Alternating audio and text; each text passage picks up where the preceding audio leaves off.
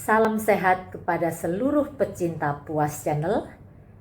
Edukasi kesehatan kali ini tidak hanya khusus untuk kita para wanita, karena memang sebagian besar konten edukasi saya meliputi kesehatan wanita ya, biasanya karena saya dokter spesialis kebidanan dan kandungan. Tapi kali ini di dalam rangka memperingati Hari Ginjal Sedunia, kita akan berbincang-bincang tidak hanya untuk kita ya, kesehatan wanita, tapi berlaku untuk semua, baik untuk wanita, untuk pria, untuk anak-anak, untuk dewasa muda, dewasa lanjut sampai dengan lansia, semuanya perlu edukasi ini. Yaitu kita akan membahas mengenai tema daripada Hari Kesehatan, khususnya Hari Ginjal Sedunia ini, yang diperingati kemarin pada tanggal 13 Maret 2025. Jadi setiap Kamis minggu kedua di bulan Maret itu diperingati sebagai Hari Ginjal Sedunia. Untuk tahun ini temanya itu memang merupakan terjemahan ya dari bahasa Inggris, yaitu Are your kidney okay? Jadi sehatkah ginjal Anda? Detect early, deteksi dini, protect kidney health. Lindungi kesehatan ginjal. Ya, jadi sehatkah ginjal Anda merupakan pertanyaan bagi kita. Sehatkah ginjal kita? Nah, kita mau ngobrol-ngobrol nih. Karena mohon maaf, akhir-akhir ini suatu fakta cukup memprihatinkan. 850 juta penduduk di dunia ini menderita penyakit ginjal kronis. Dan satu fakta yang memprihatinkan lagi, semakin lama trennya penyakit ginjal atau gagal ginjal kronis ini dialami oleh mereka yang masih berusia muda ya. Jadi tidak hanya pada orang tua ya, usia muda, dewasa muda, bahkan anak-anak. Sampai dicanangkan Indonesia merupakan kondisi darurat gagal ginjal akut pada anak-anak. Nah, fakta yang juga cukup memprihatinkan bahwa penyakit ginjal ini merupakan penyebab kelima yang bisa menyebabkan kematian, atau boleh dikatakan pembunuh kelima ya. Kalau kemarin kita ngobrol kalau kanker serviks ya pada wanita kan dikatakan pembunuh nomor 1. Nah, ini penyakit ginjal ini merupakan pembunuh nomor 5. Nah, para sahabat sehat, kenapa kita perlu berbincang-bincang dan perlu menjawab pertanyaan sehatkah ginjal Anda ini tadi? Ya, are your kidney okay? Detect early. Nah, ini deteksi dini nih yang penting. Tentunya kita tidak ada satupun yang kepingin bahwa kita akan mengalami hal ini dan juga harus berakhir dengan cuci darah dan sebagainya ya. Sebenarnya ada beberapa faktor risiko yang bisa kita hindari, dan juga nanti akan saya paparkan bagaimana sih deteksi dini yang gampang, sederhana bisa kita lakukan supaya kita terhindar daripada penyakit ginjal ini. Yang pertama, karena faktor risikonya itu bisa dipicu dengan adanya hipertensi, ya, tensi tinggi, makanya deteksi dininya gampang. Kita harus rutin melakukan periksa tekanan darah, tensi, ya, katakanlah 1 bulan sekali. Boleh di puskesmas, di posyandu boleh, bahkan sebagian besar dari kita di rumah pun punya alat pengukur tensi, tapi nggak pernah kita pakai, ya. Jadi untuk menghindari faktor risiko tadi hipertensi, kita lakukan deteksi dini dengan cara tensi rutin ya. Kemudian faktor risiko berikutnya apa? Obesitas. Nah ini ya, kalau ngomong obesitas, udahlah ngomong penyakit apapun. Yang lalu saya jelaskan, hubungan antara obesitas dengan gangguan haid juga bisa. Obesitas dengan infertilitas, artinya ketidaksuburan juga bisa. Penyakit kardiovaskuler juga bisa, kencing manis juga bisa. Jadi apapun juga itu ada kaitannya dengan dampak buruk daripada obesitas. Makanya kita ayo sama-sama memerangi obesitas. Deteksi dininya gampang, kita bisa mengukur indeks massa tubuh kita. Mungkin juga kita bisa mengukur BMI, body mass index kita. Jadi kalau misalkan orangnya pendek seperti saya, tinggi badan saya katakanlah cuma 153 cm, maka berat badan ideal saya nggak boleh lebih dari, gampang-gampangan berapa? 53 kan? Dikurangin 100 gitu ya. Nah, mungkin ada yang protes, nggak bisa dokter, tulang saya kan memang sudah berat, makanya saya berat badan saya pasti oke lah. Sekali lagi kita nggak ngomong berat badan sekarang, tapi BMI dan juga indeks massa tubuh. Kalau kita termasuk di dalam normal weight, oke, nggak masalah. Tapi kalau sudah overweight, jadi kita harus berjuang untuk memerangi faktor risiko obesitas tadi. Nah, sudah ya, jadi hipertensi, obesitas. Nah, sekarang kencing manis nih, biang kerok dari semua penyakit. Sama, kalau kita obesitas juga bisa gampang. Karena diabetes itu merupakan apa? Sepertinya cikal bakal penyakit macam-macam. Bisa meremen ke yang lain-lain. Ngomongkah sakit jantung bisa dari diabetes. Ngomonglah sakit ginjal bisa dari diabetes. Oleh sebab itu, kita juga harus rutin melakukan pemeriksaan, bisa tes urin ataupun tes darah. Itu kan deteksi dini yang gampang. Biayanya juga nggak mahal, kalau cuma tes urin, tes darah di puskesmas pun bisa.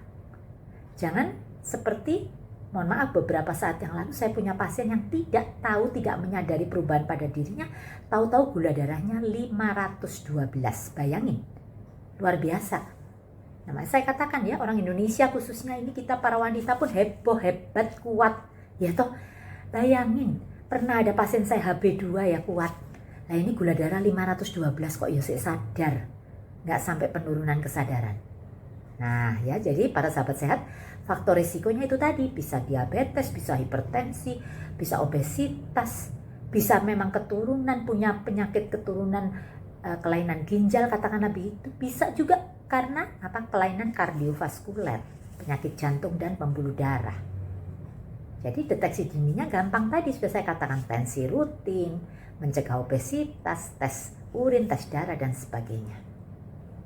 Nah, sudah sedikit menjawab kan ya, sehatkah ginjal Anda dengan cara deteksi dini tadi. Kemudian merupakan penjelasan daripada tema yang sehatkah ginjal Anda tadi kan, selain deteksi dini kan lindungi kesehatan ginjal kan ya, protect kidney health ya. Lindungi dengan cara gimana sih caranya melindungi ginjal, dokter? Ginjal kan di dalam tubuh kita memang sudah dilindungi dengan otot, dengan tulang dan sebagainya. Bukan, maksud saya bagaimana kita bisa melindungi dengan cara merawat agar ginjal kita tetap sehat. Kita tahu kan fungsi ginjal yang paling sederhana, semua orang awam tahu, adalah menyaring darah kita itu. Dari racun-racun yang nggak pakai, yang nggak diperlukan tubuh dibuang lewat kencing kan ya. Tahu ya? Nah kalau ginjalnya mohon maaf kurang baik, kencing aja sulit, bahkan bisa tidak keluar air kencingnya. Bisa jadi racun karena yang harusnya dibuang nggak dibuang kan gitu ya. Makanya ada istilah cuci darah ya. Cuci darah bukan berarti darahnya dicuci pakai rinso, tidak. Tapi disaring karena ginjalnya nggak mampu nyaring, dibantu dengan alat untuk nyaring itu tadi. Kalau telat nggak dicuci, karena racun itu bisa menyebabkan sesak napas, bengkak dan sebagainya. Orang yang rutin cuci darah kalau terlambat 1 minggu aja, waduh sudah ngap-ngapan nggak karu-karuan ya. Nah sekarang kembali ke protect kidney health ya, lindungi kesehatan ginjal dengan cara 2 sebetulnya, hanya 2 saja, tapi nanti kita jabarkan bisa jadi 7 bahkan 8 ya. 1 adalah apa? Pola hidup sehat. Nah, mulai kapan saya udah ngobrol nih? Pola hidup sehat meliputi pola diet, pola istirahat, pola pikir, nah semua itu pola hidup sehat. Itu 1. Nah, yang erat kaitannya dengan banyaknya sekarang insiden atau angka kejadian penyakit ginjal pada anak muda adalah apa? Pola makan, pola minum yang tidak sehat. Nah ini ya, para sahabat sehat saya, sekali lagi dengan sekarang maraknya industri kuliner, mau model makanan kayak apa, minuman kayak apa, tuh sekarang istilahnya ada minuman kekinian, minuman zaman now dan sebagainya. Tapi kita harus sadar bahwa kembali lagi ke alam. Yang paling bagus namanya minum tetap air putih ya. Bukan berarti tidak boleh minum minuman bersoda, sesekali boleh. Tapi kalau tiap hari minum minuman kemasan, bersoda, berwarna, pakai pemanis buatan, nggak pernah minum air putih, itu kasihan ginjal kita, beban berat ya, sehingga menyebabkan kerusakan. Oke, jadi jangan heran kalau akhir-akhir ini banyak penderita penyakit ginjal bukan orang tua. Saya punya pengalaman, mohon maaf ini pengalaman yang tidak mengenakan, menyedihkan, tapi perlu saya sampaikan. Saya punya pegawai yang sudah saya anggap seperti anak saya. Baru tahun kemarin, belum 1 tahun, Agustus tahun yang lalu. Dia terpaksa harus dipanggil Tuhan, meninggal karena gagal ginjal. Sedih sekali.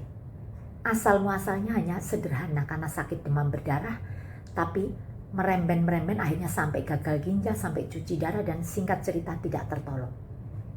Ya. Setelah berjalan mundur, ternyata memang benar dia kurang suka minum air putih. Hampir tiap hari minumnya minuman kemasan. Ya. Mohon maaf saya tidak menyebutkan merek, tapi yang jelas kalau setiap hari tidak pernah air putih, kasihan ginjal kita ya. Apalagi, mohon maaf sekali lagi, kalau yang minum alkohol, kasihan sekali. Tidak hanya ginjal kita, paru-paru kita juga bisa terbakar ya. Jadi sekali lagi, para sahabat sehat yang saat ini sedang ikut mendengarkan channel saya, kita jabarkan nih dari 2 hal yang tadi saya katakan, pola hidup sehat dan pola makan minum. Bisa ada 6 tips dan trik untuk merawat kesehatan ginjal kita. Yang pertama tadi sudah saya katakan kan, pola makan sehat. Gizi seimbang, pola makan sehat itu secara garis besar yang gampang adalah apa? Rendah garam, rendah gula, rendah lemak. Waduh dokter, kan gak enak, hambar rasanya kalau gak asin. Mungkin ada yang protes begitu. Rasa, mohon maaf nih para sahabat sehat, rasa indera pengecap kita, lidah kita ini hanya sebatas segini kan? Yang di sini ke bawah sudah nggak bisa kan ngerasa itu manis, asin, pahit, kecut, pedas, nggak bisa, hanya sebatas lidah kita, indera pengecap rasa. Oleh sebab itu untuk mendapatkan makanan sehat, gizi seimbang, usahakan diet rendah garam, rendah gula, rendah lemak. Sederhana. Misalkan kita mau makan tempe, ya mungkin tidak harus digoreng, dikukus, atau mungkin pakai air fryer. Nggak punya lah dokter air fryer, kita rumah tangga masih baru, ya nggak apa-apa, dikukus. Kalaupun pakai minyak, nggak usah terlalu semua makanan digoreng. Sayur kan kalau numis kan paling minyaknya sedikit kan, kemudian kuah dan seterusnya ya. Prinsipnya itu tips dan trik pernah saya sampaikan di dalam pelajaran atau konten mengenai gizi seimbang yang dalam rangka hari gizi ya, yang bulan Januari yang lalu. Oke, itu yang pertama. Yang kedua tadi saya sudah katakan, untuk memerangi obesitas kita harus olahraga. Ini harus ada upaya aktif dari kita.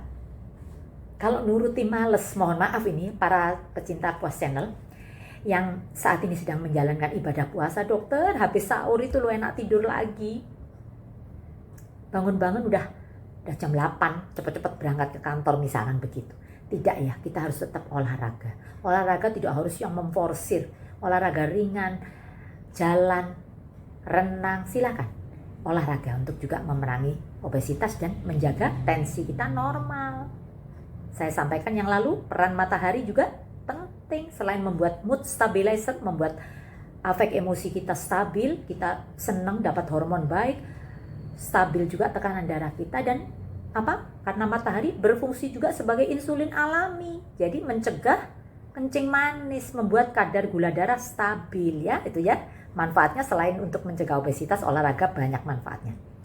Tadi saya ulangi lagi, yang ketiga, tidak merokok, tidak minum minuman beralkohol. Yang keempat tadi sudah kan, minum air putih yang cukup 2 liter per hari. Sekali lagi kalau Anda sedang ikut di pesta pernikahan, sesekali kepingin minum minuman bersoda, boleh sesekali, saya katakannya. Pingin minum ini bulan puasa dokter, waktu buka itu takjil mungkin minum es sirup gitu, boleh, tapi sesekali, tidak sepanjang hari minum es sirup kan ya. Air putih tetap yang terpenting.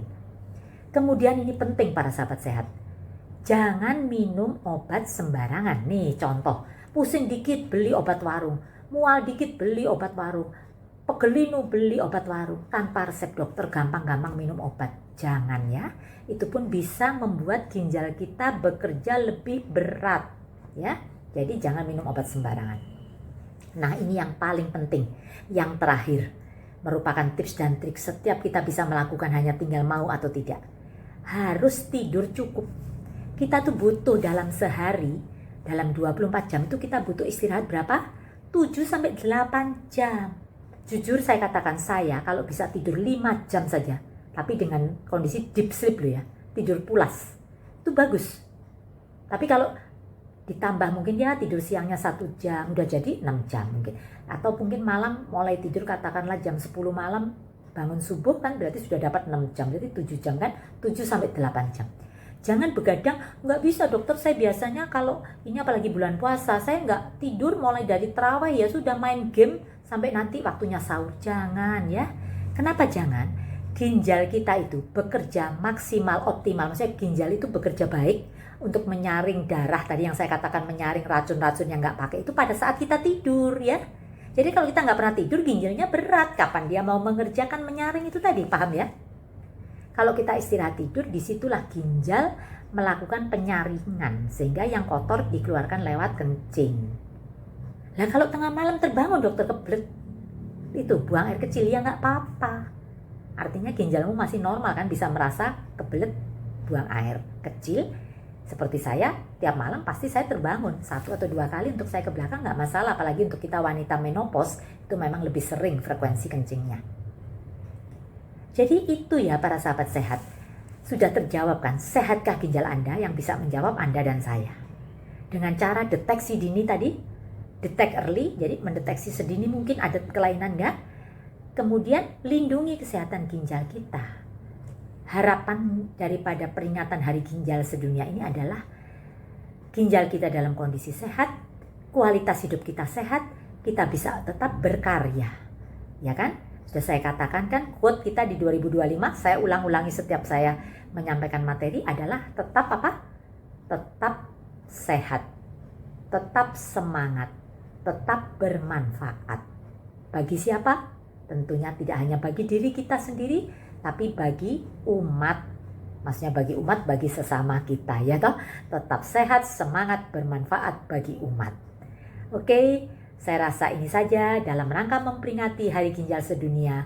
Ayo sama-sama kita berjuang memelihara agar ginjal kita tetap sehat, sehingga kualitas hidup kita juga tetap baik. Silakan Anda like, subscribe, dan share konten ini jika dirasa perlu. Selamat memperingati Hari Ginjal Sedunia. Salam sehat.